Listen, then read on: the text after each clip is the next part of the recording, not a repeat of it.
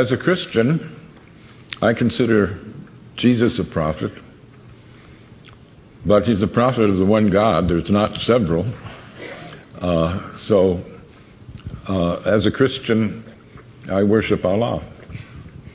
In the Quran, they ask Allah, through Muhammad, how they should pray. And here's one of many creeds in the Quran.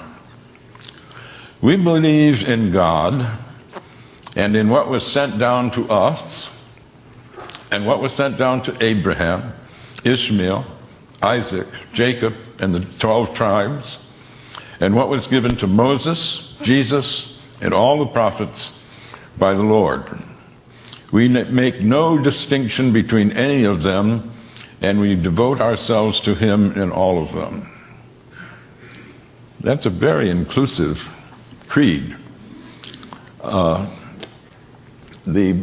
narrow definers of Judaism sometimes say that the chosen people are the circumcised, and narrow believers in Christianity sometimes say that the chosen people are the baptized.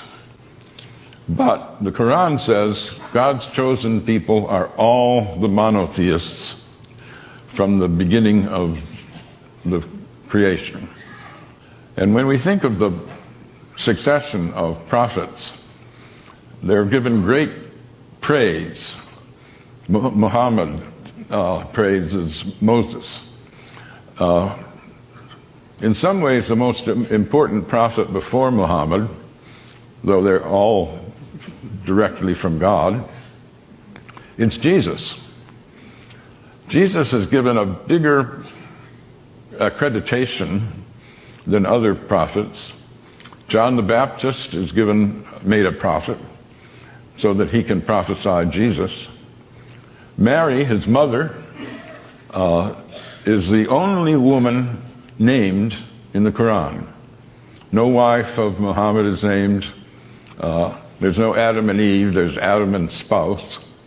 But Mary is not only named, she's made sinless. She conceives Jesus in virgin birth. She is tremendously honored. So one asks, if this is such an inclusive founding document of the religion, what is it that people object to? It's pretty easy to misrepresent Islam because so few have read the Quran.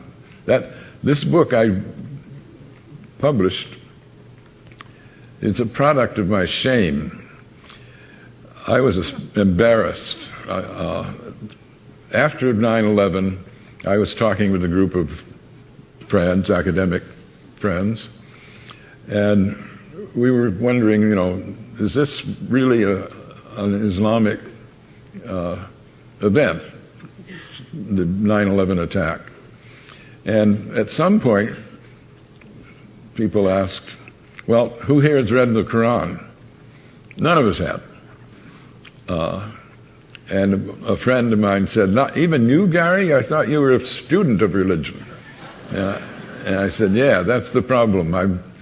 I'm totally ashamed. And so I went and have been trying to repair that stupidity ever since. But I've tried in a lot of venues to ask how many people have read the Quran.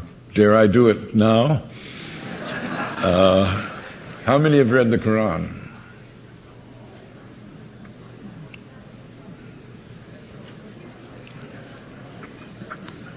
A minority, certainly.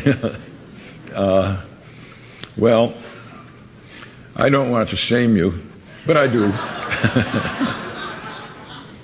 I think we should all be ashamed. We're throwing our weight around in a world where almost a quarter of the population are Muslims. And not to know, how can you say the Islamic State is a false construct if you don't know what true Islam is.